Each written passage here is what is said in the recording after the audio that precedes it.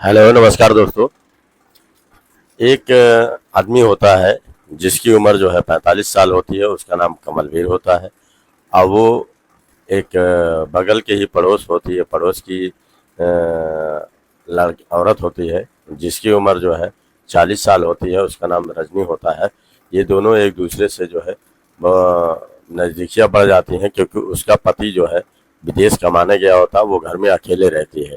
और ये भी घर जी, इनकी भी पत्नी कुछ साल पहले जो है 2 साल पहले जो है इनकी पत्नी का देहांत हो जाता है, तो ये भी अकेले ही रहते हैं। इनकी एक बेटी रहती है जिसका नाम अंजलि रहता है।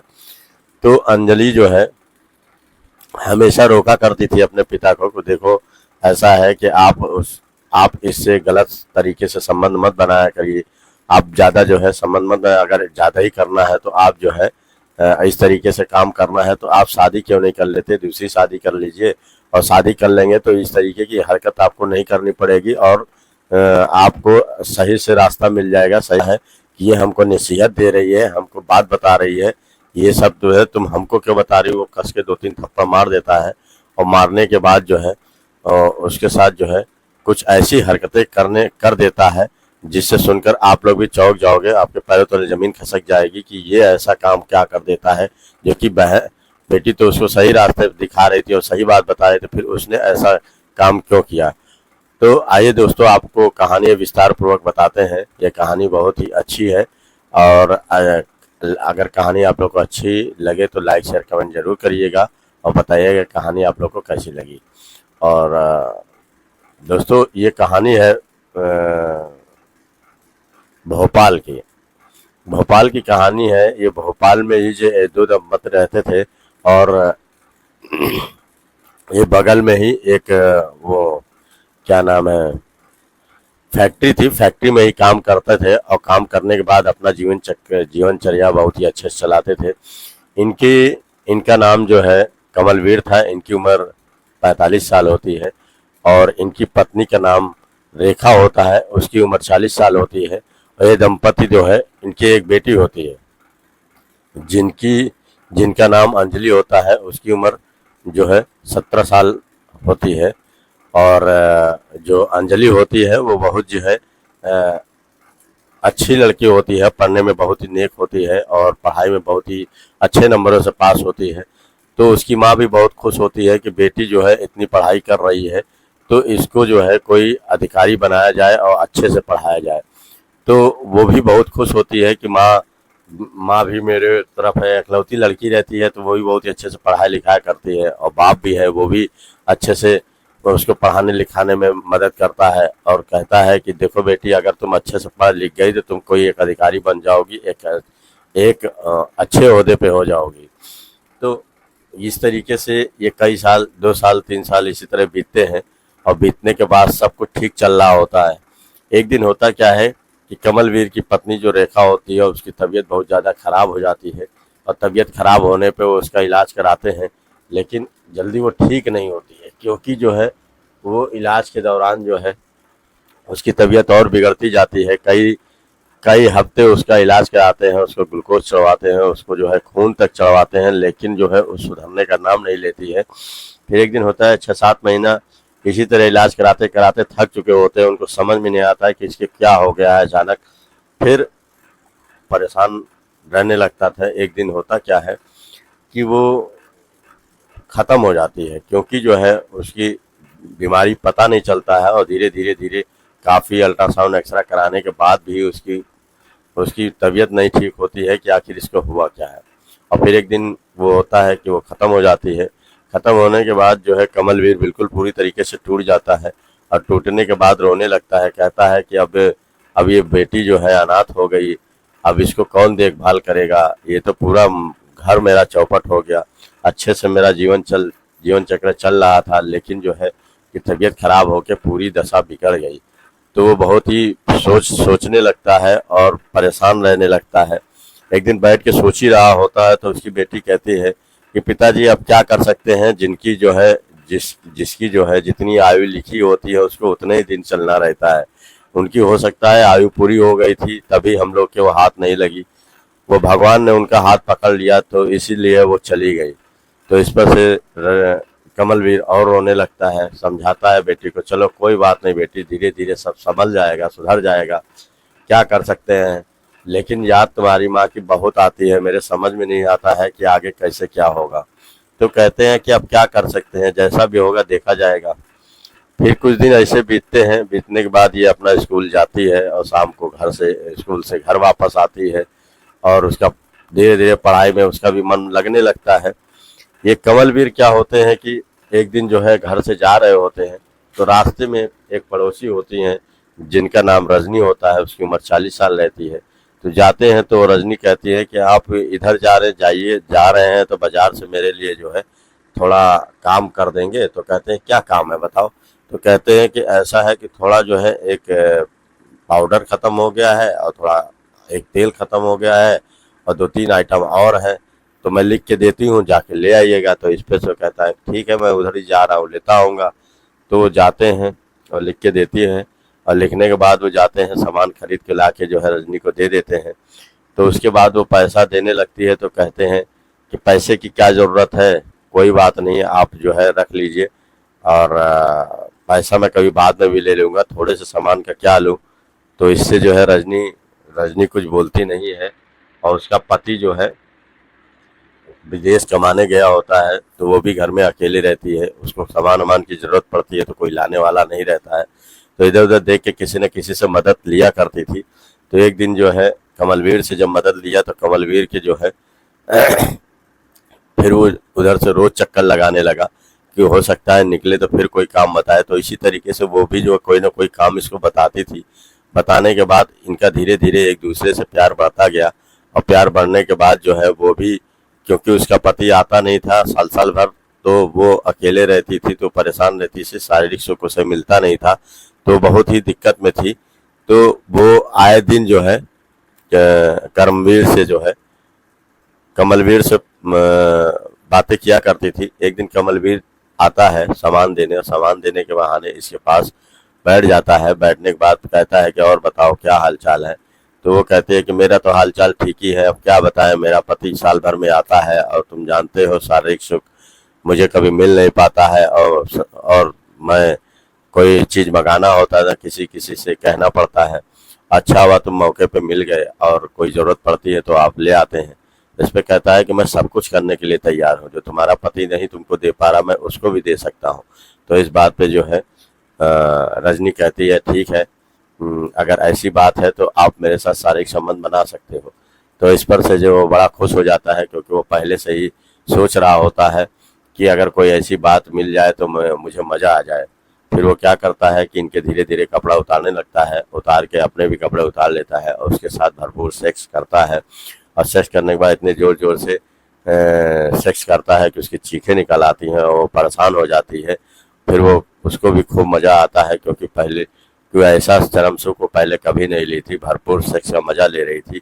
और लेने के बाद जो है एक दिन होता क्या है कि करमवीर उससे कह देते हैं कि देखो रजनी जी, अब यहाँ रोज रोज आऊँगा तो कोई न शक कर लेगा और तुम्हारे पति से कह देगा तुम्हारी भी ज़िंदगी खराब होगी। तो ऐसा करो कि कभी कभी तुम भी मेरे यहाँ चली आया करो। जब इससे चली आओगी तो आवागमन रहेगा तो कोई जान नहीं पाएगा, कभी तुम चली आई कभी मैं चला आया, तो इसमें दिक्कत नहीं होगी। और अगर ऐसे लगातार मैं आऊँगा तो कोई ना कोई देख लेगा, फिर बात बिगड़ जाएगी। तो इस पर से जो वो कहती है कि ये बात तो सही कह रहे हो। फिर वो एक दिन क्या करते हैं कि रात में कहते हैं कि 9 बजे के करीब तुम आना, मैं तुम्हारे लिए दरवाज़ा खोल के बैठा रहूँगा अंदर, और तुम जैसे ही आओगे तो हम लोग अपनी रातें रंगीन करेंगे। तो इस पर जो है तैयार हो जाती है और दूसरे दिन 9 बजे रात में जब आती है, आने के बाद फिर वो धीरे से दरवाज़ा खोल देते हैं। खोलने के बाद फिर वो खुश हो जाते हैं, कहते हैं कि आओ, मैं तुम्हारा इंतज़ार कर रहा था, तुम्हारे बगैर मुझे जी नहीं लगता है, हमेशा परेशान रहता हूँ और तुम्हारी याद आया करती है। तो इस पर से वो कहती है कि मुझे भी तो यही हालत है, मेरी भी नींद नहीं आती, करवटें बदला करती हूँ, सिर्फ तुम्हारे बारे में सोचा करती हूँ। तो इस पर जो वो कहते हैं कि आ गई तो बहुत अच्छा हुआ।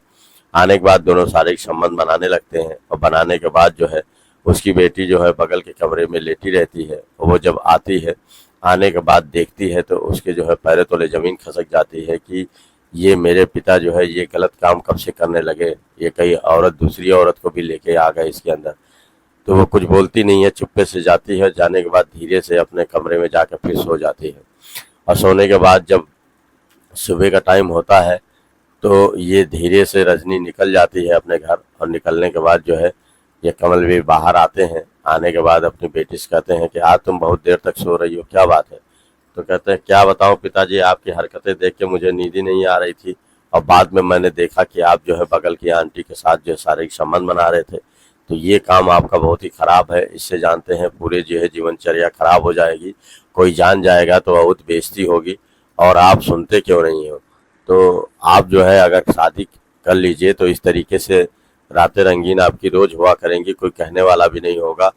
तो कहता है कि मुझे अभी शादी नहीं करनी है, तुम बकवास मत किया करो, तुम जो है बच्ची हो, बच्ची बन के रहा करो, तुम अपने पढ़ाई लिखाई में ध्यान दो, मेरे तरफ ध्यान देने की ज़रूरत नहीं है। इस पर जो है वो कहती है कि पापा ये गलती आप सुधार लो, नहीं तो जो है बहुत ही इसका अंजाम गलत ही होगा। तो वो कहते हैं तुम मुझे समझाएगी? वो 2 थप्पड़ मार देते हैं। मारने के बाद वो जाती है और रोते हुए अपने कमरे में रोने लगती है। रोने के बाद काफ़ी उसे समझ में नहीं आता है कि पापा मेरा इस तरीके का कैसा हो गया, जब माँ थी तब तो बहुत सही था, और जब ये माँ ख़त्म हो गई है तो ये ऐसी हरकतें ऊंच नीच करने लगा है, तो बहुत ही ख़राब हो गया है, अब मैं इसको कैसे समझाऊं? तो कुछ बोलती नहीं है। फिर बाद में रोते गाते जो है अपने स्कूल चली जाती है। फिर उसी मन में लगाती है कि मुझे पढ़ना है, कुछ करके दिखाना है, क्योंकि जो इस जो है झंझट से मुझे बाहर निकलना है। तो वो परेशान रहती है। परेशान रहने के बाद जो है पढ़ाई भी अच्छे से करती है। इस तरह कुछ दिन बीतते हैं। बीतने के बाद जो है, लेकिन ये अपनी आदत सुधारते नहीं है। आए दिन रजनी को जो है अपने यहाँ बुला लिया करते हैं, और उसका वो भी चलाया करती है, और आए दिन इसके साथ शारीरिक संबंध बनाया करते हैं। तो एक दिन होता क्या है कि शारीरिक संबंध बना रहे होते हैं, तो ये उसको जाते हुए देख लेती है उसकी बेटी, और फिर वो बोलती नहीं है, कहती है अभी इनको सुबह बताऊंगी। तो दूसरे दिन जो है जब सुबह सोकर उठती है, तो उठने के बाद अपने वो रंगे हाथ जो है इन दोनों को सेस करते हुए पकड़ लेती है। और पकड़ने के बाद जो है जो रजनी होती हैं उनको खरी खोटी सुनाती है। कहती है तुमने मेरे बाप को बर्बाद कर दिया, और तुम जैसी औरतें गिरी औरतें जो है ये सब काम करती हैं, और तुमको अगर इतना ही शौक है तो जाके अपना एक रंडी खाना खोल लो, वैसा खाना खोल लो, और इस तरीके से तुम अब मेरे यहाँ मत आया करो। और तुम आके जो है मेरे पापा को पूरी तरीके से बर्बाद कर दी हो, उनसे पैसा भी ऐंठती हो। इस बात से जो है कमलवीर को बड़ी गुस्सा आती है, और गुस्सा आने के बाद अपनी बेटी को बहुत मारते हैं। और मारने के बाद जो है कहते हैं कि आज से तुम जो है मेरे लिए समझ लीजिए मर गई, तुम यहाँ से चली जाओ, नहीं तो कहीं और रास्ता देखो, मेरे टांग अड़ाने की ज़रूरत नहीं है। तो इस पे जो वो कहती है कि पापा ये सब आप क्या कह रहे हो? तो इस बात पे जो है रजनी भी वहाँ से रोती हुई चली जाती है। कहती है अब मैं तुम्हारे घर नहीं आऊँगी। इस पर से जो है करमवीर बहुत परेशान हो जाता है कि ये तो बहुत ही गलत हुआ। फिर वो अपने बेटी को जाते हैं। जाने के बाद कहते हैं कि तुम्हारी वजह से मेरी जो रजनी है जो आ रही थी वो भी रूठ गई है, और तुम ये सब उल्टा पुल्टा कह के बहुत काम खराब कर दिया है। तो इस पर से वो कहते हैं पापा देखो, अगर आपको शादी करनी है तो अगर अच्छे मर्द हैं तो आप शादी कर लीजिए, और नहीं अगर शादी करनी है तो भी आप नामर्द हैं, ये समझ लीजिए। इसी वजह से आप छुपाना चाहते हैं नामर्दी, कि शादी हो जाएगी तो मेरी नामर्दी खुल जाएगी। तो इस पर से उसका बाप बहुत गुस्सा हो जाता है। होने के बाद कहता है तुम मेरी नामर्दी पे शक कर रही हो, तुमको जो है तुमको मर्द बना के दिखाऊं, मर्द बन के दिखाऊं कि आखिर मेरे में कितना मर्दानगी है। इस बात से जो है गुस्से में जाता है, अपनी बेटी को पकड़ के लाता है और उसे एक कमरे में ले जाता है। ले जाने के बाद उसकी एक एक कपड़े उतारने लगता है और वो चिल्लाने लगती है, कहती है छोड़ दो पापा, छोड़ दो, जाने दो मुझे, जाने दो। लेकिन वो छोड़ता नहीं है, वो बलात्कार उसका करता है, और क्योंकि लाख मना करने के बाद भी वो नहीं मानते हैं और उसका बलात्कार कर ही देते हैं। तो एक नहीं 2-3 बार बलात्कार करते हैं। बलात्कार करने के बाद ये और भी रोने लगती है। वो कहती है कि मेरी तो ज़िंदगी ही बर्बाद हो गई, ये बाप है कि जल्लाद है, इसने तो मेरी ज़िंदगी ख़राब कर दी। फिर 2-3 दिन ऐसे ही जो है, फिर उसको भी आदत पड़ गई थी, तो वो आए दिन अपने बेटी के साथ संबंध बनाने लगा। तो 2 से 3 दिन संबंध बनाया, फिर उसको एक पल उसको समझ में नहीं आया। कहा कि अब मुझे इसका जो है भांडा फोड़ना ही पड़ेगा, क्योंकि ये मेरे साथ ज्यादती कर रहा है। तो बगल के पुलिस स्टेशन चली जाती है और जाने के बाद जो है रिपोर्ट लिखा देती है अपने बाप के खिलाफ, और कहती है कि बाप ने मेरे साथ जबरदस्ती बलात्कार किया है। अब एक औरत को बगल के पड़ोसी है उनके लाता है, उनके साथ सेक्स करता है, और मैंने जब उनको मना किया तो मेरे साथ भी उसने सेक्स किया है। तो इस बात पे पुलिस पूरे सख्ते में आती है और इनको कर्मवीर को पकड़ के ले जाती है थाने और इनसे पूछताछ करती है। तो पहले तो ये नाना करते हैं, कहते हैं भला मैं अपने बेटी के साथ क्यों शारीरिक संबंध बनाऊंगा, और ये सब झूठ बोल रही है, इसको किसी ने बहला फुसला दिया है। तो इस पर से जो है दरोगा कहते हैं कि अगर तुम मुझे कानूनी मत बताओ, तुम सोच रहे हो कि तुम मुझे इधर उधर की बातें बताओगे, देखो अभी लाठीचार्ज तुम्हारे पास हुआ नहीं है, और सही सही बता दोगे तो हम लोग लाठीचार्ज नहीं करेंगे, वरना तुम बाद में भी बताओगे लाठी खाने के बाद।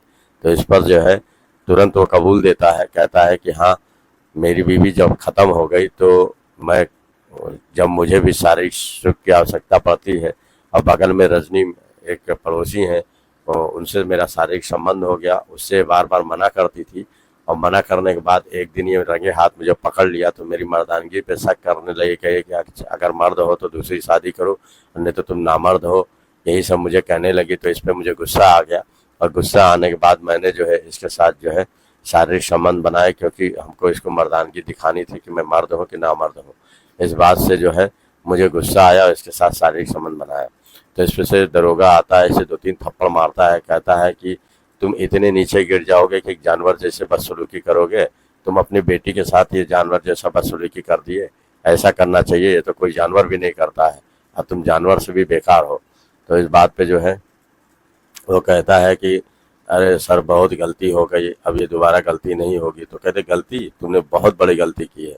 वो इनकी चार्जशीट तैयार करता है और उनको जो है जेल भिजवा देते हैं, और जेल जाके ये अपनी जो है इनकी उम्र कैद की सज़ा हो जाती है, और ये अपनी सज़ा काट रहे होते हैं। दोस्तों फिर ये कहानी यहीं पर समाप्त हो जाती है, और आगे कहानी आपको अच्छी और लाता रहूँगा और बताता रहूँगा।